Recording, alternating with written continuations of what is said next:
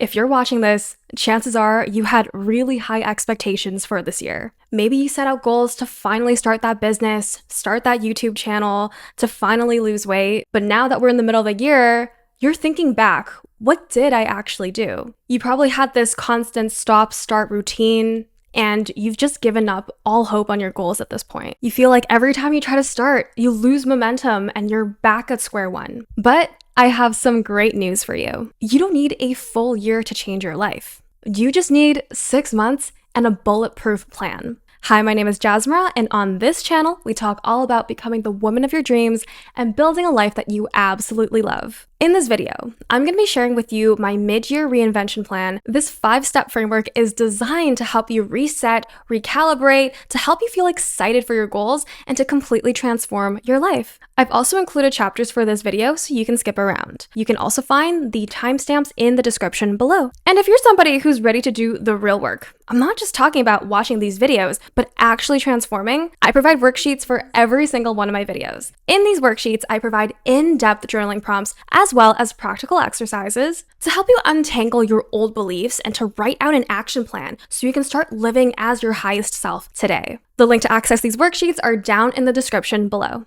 Now let's dive into the mid-year reinvention plan. The very first step is to choose and declare your becoming. Look, the reason why you fall off of your goals is because you put way too much attention on outcome. The dream body, the 6 figures, the relationship. So we always feel like we have to hustle harder in order to move our life forward. That's probably why you haven't been able to be and stay consistent. When we hustle, we tend to ignore the subconscious mind, but we don't realize that a lot of this effort that we're putting towards is only 5% of our mind working, which is our conscious brain. But there's the 95% of our brain, which is our unconscious, our subconscious mind, who still thinks in lack and doesn't believe we have those things yet. It's like pressing one foot on the gas pedal while the other foot's on the brake. It's that every time we move forward, we're stopping ourselves. We're starting and stopping ourselves. This is why declaring your becoming first starts with identifying your identity. Having the courage to determine the kind of woman you want to be and declaring your becoming. When we don't do the embodiment work, when we're not aware of changing and shifting our self-concept, we work against the 95% of our subconscious mind that is trying to keep our life the way it is. That's why it's so hard for you to achieve your goals. You are not working with your subconscious mind. I also want to talk about the myth of desire, the myth of feeling like we need to want something in order to have something happen. A lot of people have believed this misconception that in order to have something that they really want, they need to want it badly.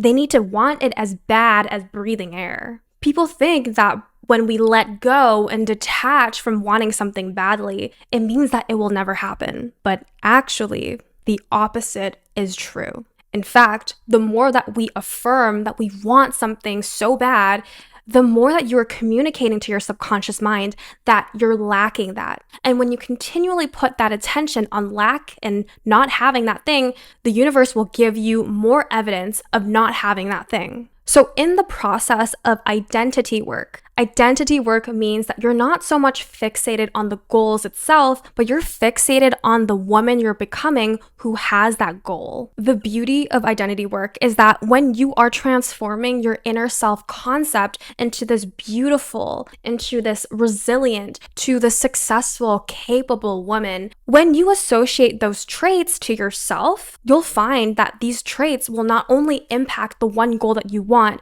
but it will up-level and upgrade all aspects of your life. For example, if confidence is something that you want to work on, like you want to start a YouTube channel, but that confidence, as you develop, it actually bleeds into your relationships, your ability to meet different people. It can also impact your job and how well you do at your job. That's why when it comes to reinvention, I don't think too much about the goal itself, but I think about the identity work that comes with achieving that goal. When we are changing our self-concept and identity, identity, a lot of the times we like to think it's that one moment that's going to change our self-perception. It's when we finally get permission from our friends, from our teachers, from our boss, from the number of subscribers we have, around when we can fully give ourselves permission to step into that identity. But real identity shifts happen when we start giving ourselves permission to do so. And I want to introduce this method called micro-identity moments. Micro-identity moments are intentional moments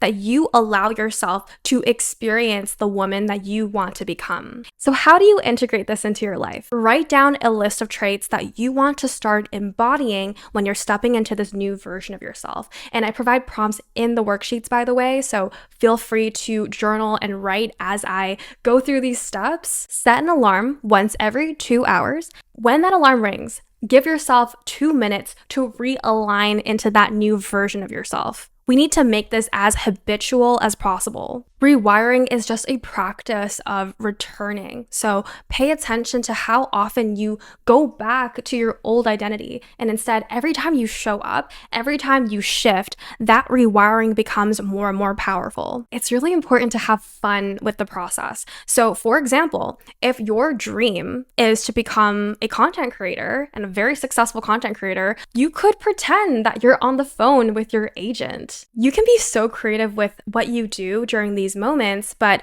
they are very small. But every time you show up as this version and giving yourself permission to be that bold, you start to connect the dots and you start engaging with your subconscious mind to build that entirely new identity. Because in these moments, you're rewiring your baseline. These are the new grooves that are carving into your nervous system. And a lot of people don't talk about this enough, but this process of rewiring and becoming this new person requires so much courage. If you've spent years feeling invisible, feeling not good enough, feeling anxious for existing, then when you're stepping into your boldness, when you're stepping into your bigness, of course it's going to feel a little awkward. Of course, when you step out of your comfort zone and go to that first networking event, of course you may stutter a bit and kind of have little moments where you feel so out of place. But you need to tell yourself that it's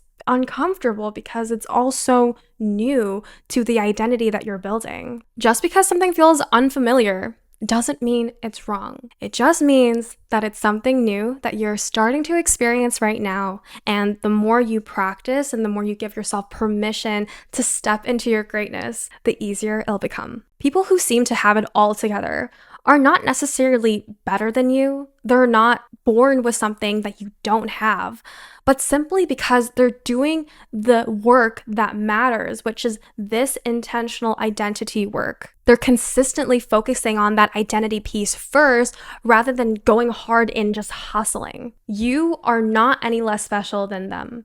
The difference between you and them is that they're embodying habits that you do not have. When you're looking through the lens of your old identity, you're literally looking at filth. But at the same time, you're trying to manifest this gorgeous, luxurious, this successful life for yourself. What you think and what you see is your reality. So if your identity is not aligned with the vision you actually want to have for yourself, nothing's going to manifest. If the two things aren't correlating, nothing will change.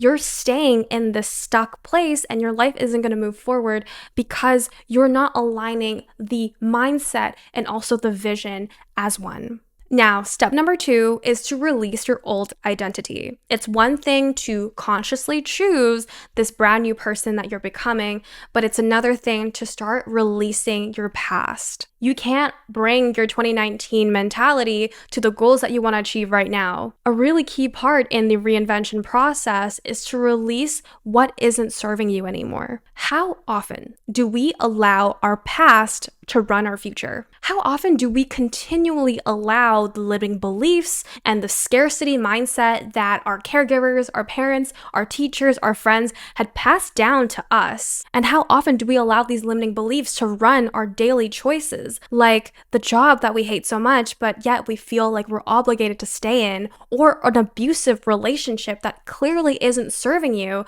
but you stay in this anyways because it feels familiar, it feels safe. Now, when you're you're in this process of releasing your past identity, you don't want to fight her. You don't want to fight her off and kick her out of the house. What these negative emotions that we experience in these past selves, in our limited selves, just wants our love and attention. This step is about slowly loosening your grip from your old identity because it's no longer aligned to the future that's ahead of you. So often, we keep these very small, limited identities not because it feels good and necessarily, but it has kept us safe at one point in our lives. Maybe you learned to stay small because you were bullied your entire life, or you were constantly criticized for being yourself.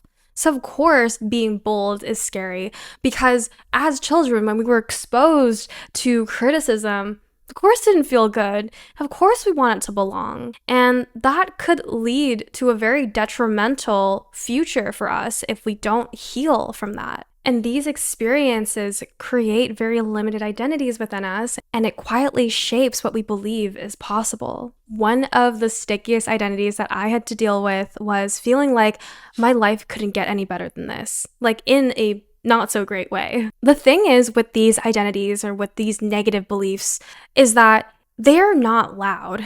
They live beneath every decision. They live beneath every consequence. They live beneath every situation, literally every corner of your life. And it made me feel like hope was naive and dreaming was just a waste of time. But when I learned about the law of attraction and healing and journaling and inner child work, I realized how much I've been outsourcing my life to other people, how much I've been waiting for that permission from others. I was literally waiting for someone to rescue me. But reinvention is about taking full ownership over our life. Let's talk about some ways how our limited identity can take away from living our fullest potential. For example, if you have a very mean inner critic, it's usually an armor to protect ourselves from external judgment by judging ourselves first. So when we play small, no one could criticize us. When we're perfect, no one can criticize us. But how often is that the truth?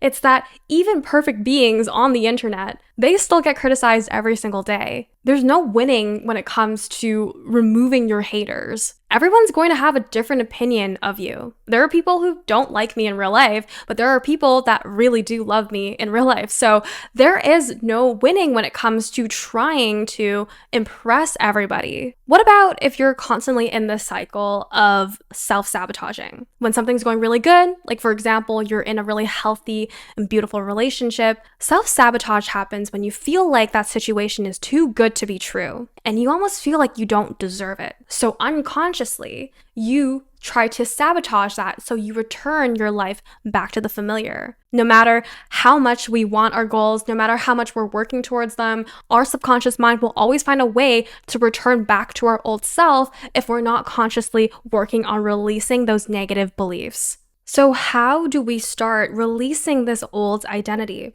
You want to first start paying attention to your triggers. Often things don't change because we're continually resisting these emotional triggers that come up. When the shame, guilt, fear, whatever emotion comes up, don't resist it. Start feeling it. Start giving yourself permission to feel all the emotions, to feel the memories that come up that are associated to that emotion. And two sentences that I like to repeat over and over again until it's finally released are, I welcome this feeling of guilt. And I love this feeling of guilt. And give yourself the mindset of actually loving to feel that negative emotion. And I know it sounds counterintuitive, but love heals all. And it's that we haven't been able to release our past identity because we've been fighting against it. For example, if a baby is crying, you yelling at this baby or telling the baby to shut up is not going to get the baby to stop. But when you care for the baby, when you hold the baby, when you sing the baby a lullaby, then the baby stops crying. And it's that we need to treat our inner emotions the same way. We need to start treating our emotions with love rather than this resistance, rather than this anger. The releasing and healing process fully begins when you stop escaping your feelings and to start feeling them with love. The next step is to constantly choose discomfort. Oh, and let's be real. Being in your comfort zone is comfortable. It feels good. It feels good to want to watch Netflix. It feels good to cozy up in your blanket rather than going out to that networking event. Familiar routines, predictable responses, there's nothing inherently wrong with that. But when you stay in that comfort zone for too long, it actually comes at a cost. See, pain is unavoidable in life. It helps us grow and evolve as human beings. But we get to choose what kind of pain we endure. So when we are proactive around changing our life, that pain is in our face because showing up to the gym, going to that networking event, showing up for that job interview, all of these aspects are uncomfortable. And the reason why it's uncomfortable is because we're stretching into unknown territory. Emotionally, physically, mentally, we are being tested. When you're constantly showing up for yourself, even when it's painful, you grow so much more as a human being because these triggers that come up, you can tackle them. You can release them like how we talked about in the second step. And on the other hand, there's another type of pain, and it's the pain of staying exactly where you are. This pain doesn't hit all at once, but it's an accumulation of the many decisions that you chose not to follow through, but instead chosen to take an easy route. It's the ache of 5 years passing and nothing fully changing. It's that painful feeling that's associated knowing that you're capable of so much more, yet you're not acting on it. What it means to stay in your comfort zone is being a prisoner to short-term dopamine spikes. Like, for example, going on your phone or eating sugar. While they feel good in the moment when you do the thing, it emotionally bankrupts you.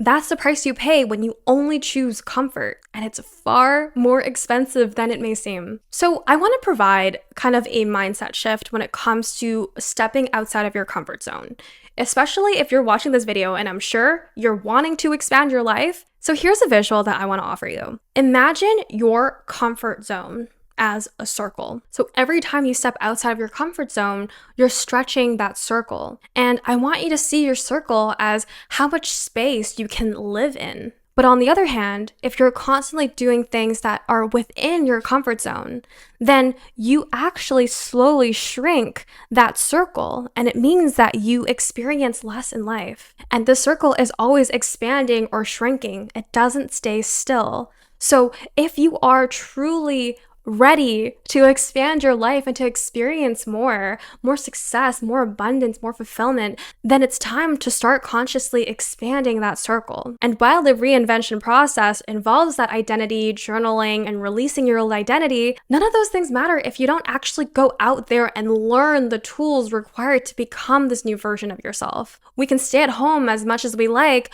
but we're not actually fully growing until we go out there and experience the triggers, to experience the discomfort. When we expose ourselves, then we can grow. It's about consciously and repeatedly putting yourself in situations that are uncomfortable. Going to that event even when it feels awkward. Posting that first video even when you don't feel ready. Step number 4 is to simplify to multiply. The biggest mistake that people make is that they tend to overcommit on goals and things that they want to achieve, but they don't even factor in how much limited resources we have as human beings. When we overcommit on goals, on habits, on things that we want to achieve, a lot of women think they're lazy. We're always trying to convince ourselves, and obviously the society also plays a role in that, to achieve as much as we can with as little time as possible and to just get there fast. So we tend to pile on 5, 6, 7 goals throughout the year,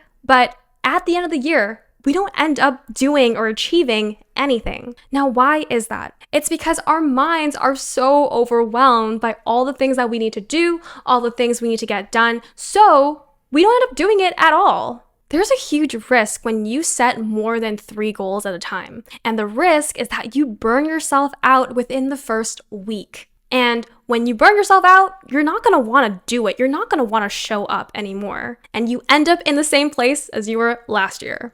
I'm sorry to disappoint you, but your energy is a limited resource. Your time is also a limited resource. This is actually a ploy that your ego is trying to convince you of. By having so many goals, at least one would have to stick, right? The ego feels that it's safer to be busy than to go all out into one goal. And usually this is an act of self-sabotage. Your ego is afraid of what's going to happen when you actually go all out in that one thing. Your ego is afraid of change. Do you see what's happening here? Is that you overcommitting to your goals is just a way to mess up your life. Being busy doesn't mean that you'll reach your goals. Everything changed after I limited myself. I narrowed my goals from 10 to only 2. But once I channeled my energy towards 2 things that I wanted to work on, my life completely changed. I had made more progress in the last 12 weeks than I had made all of last year. Just from 12 weeks, I took my channel from 47 subscribers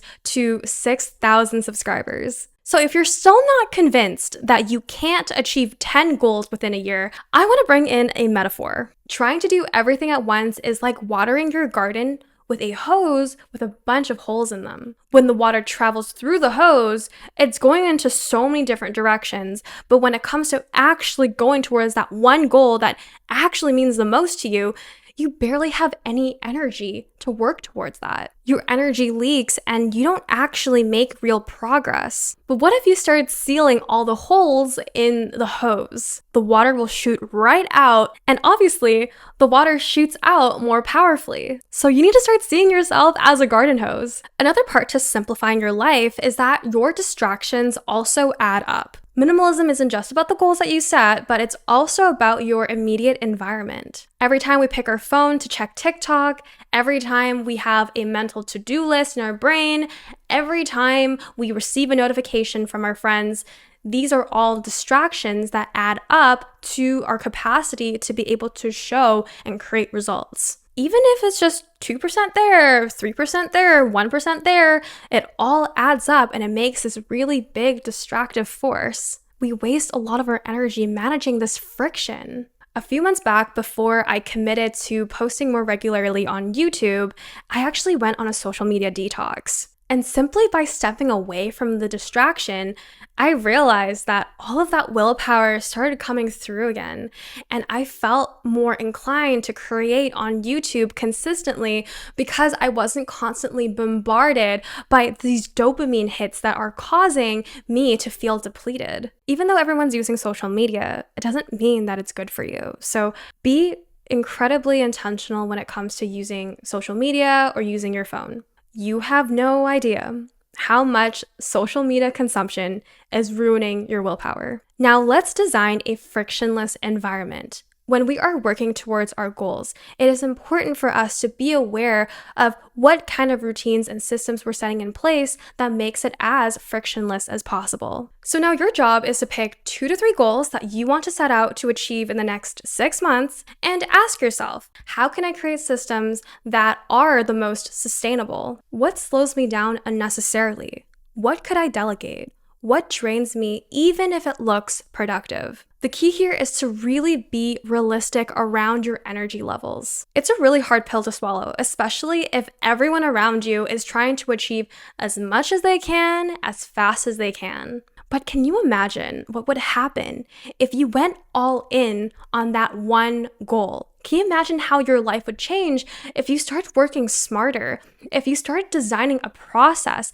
that feels sustainable to you, but at the same time is actually moving you forward? The bravest thing you can do is not about adding more things to do on your list, but it's about subtracting. And the very last step to the system is to build systems, not goals. Systems literally matter more than goals, and I'll tell you why. Many of us believe that we have a discipline problem. But this issue is not about discipline at all, but it's because we don't have the systems in place that allow us to show up on a consistent basis. We like to set very ambitious goals, like getting a certain amount of subscribers on YouTube or losing a certain amount of weight, but when it comes to actually taking action, we wing it. We rely on motivation. We rely on these spurts of energy to get us forward. But when we don't have the motivation, we don't have the systems in place that keep us going. When you don't have clear intentional systems, that's why you keep falling short. You need to remember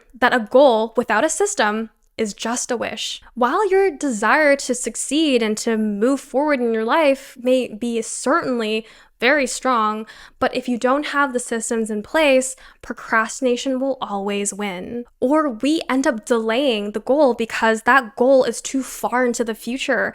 But when we have just 6 months to achieve everything we've wanted, then it's actually a shorter amount of time. We feel more urgency to take action. Life is already very busy, so if we don't consciously build in those routines in our life, we'll never action on them. The real reason why we all fall off track is because the plan itself is too vague. People will say, I'll post on YouTube weekly. But when it comes to actually making that content, they don't plan out and map out what needs to be done throughout the week. And systems are a form of self-respect. When we build systems around the goals that are important to us, we block out time in our busy schedule to get those things done. And every time we show up for those blocks, even though we are busy, tired, or people are trying to make plans with us, when we keep showing up to the blocks that we had set out for ourselves in our schedule, we begin to grow that self-respect for ourselves. When you constantly show up for your goals,